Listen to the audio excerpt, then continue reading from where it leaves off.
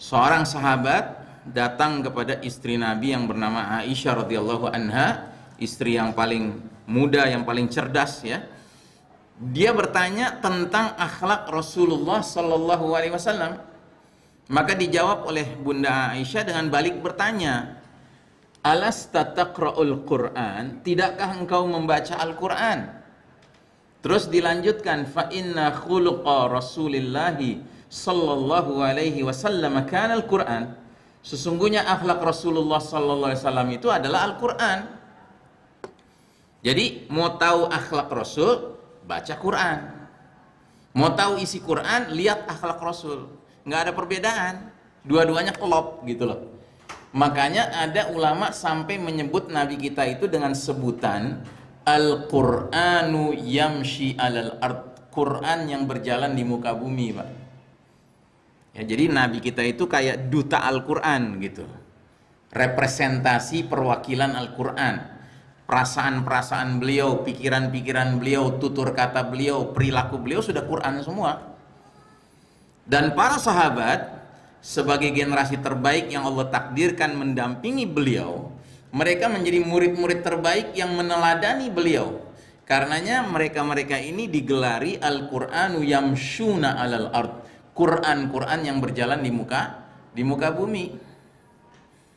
Maka orang barat menyebutnya mereka, Nabi dan para sahabat ini merupakan the living Quran, ya, Quran yang berjalan, Quran yang hidup dalam kehidupan nyata begitu.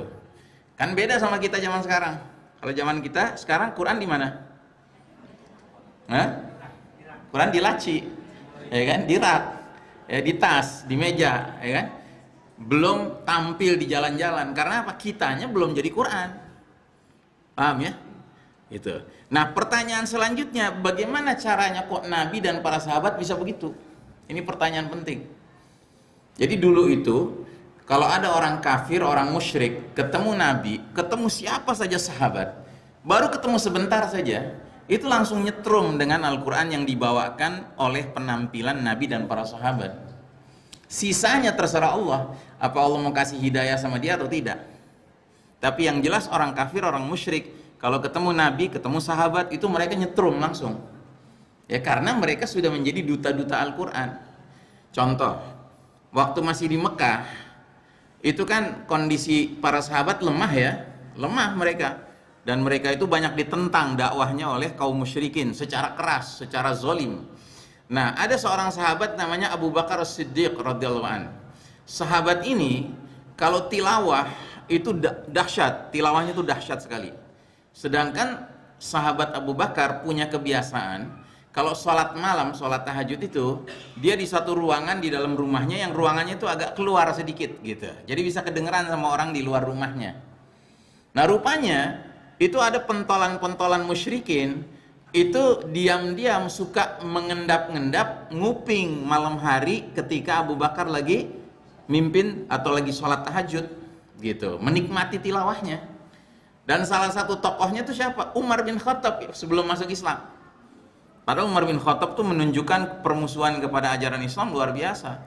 Tapi kalau sudah mendengarkan orang tilawah, khususnya Abu Bakar, itu dia sampai sembunyi-sembunyi, diam-diam ingin dengerin gitu.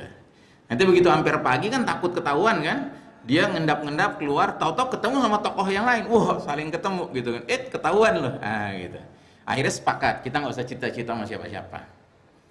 Nah, itu begitu ya pengaruh dari Nabi dan para sahabat terhadap masyarakat kafir waktu itu. Ya.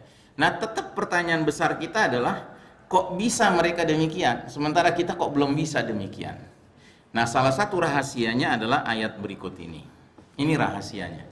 Allah Ta'ala berfirman, Sibghatallahi wa man ahsanu minallahi sibghatan wa nahnu lahu abidun. Sibghah Allah atau celupan Allah. Dan siapakah yang lebih baik celupannya, sibghahnya selain daripada Allah? Dan hanya kepada Allah lah kami menghamba, menyembah, beribadah, mengabdi. Ya. Jadi Nabi dan para sahabat itu memperlakukan Al-Quran, Al-Islam, ajaran-ajaran yang datang dari Allah itu sebagai sibghah, sebagai celupan. Ya. Apa maksudnya? Maksudnya begini, ini sekedar contoh ya. Kalau kita punya botol tinta berwarna biru, isinya penuh, ya, tinta berwarna biru. Kita letakkan di meja, lalu kita ambil kapur putih. Terus kita cemplungin tuh ke dalam botol tinta biru itu, terus kita cabut langsung. Apa yang terjadi pada kapur putih itu? Berubah warnanya jadi biru. Tapi karena kita cemplunginnya sebentar, begitu kita patahkan kapur itu, dalamnya masih putih, ya enggak? Tapi kalau kita cemplungin, kita biarinin semalaman, paginya baru kita cabut, maka kapur ini akan biru luar dan dalamnya. Kita patahkan, dalamnya juga sudah biru semua kan Pak? Nah begitulah Nabi dan para sahabat seolah-olah adalah kapur-kapur putih, sedangkan Al-Quran itulah tinta, botol tinta biru tadi. Dan Nabi sama para sahabat semenjak nyemplung ke dalam Al-Quran nggak keluar-keluar. Ngerti?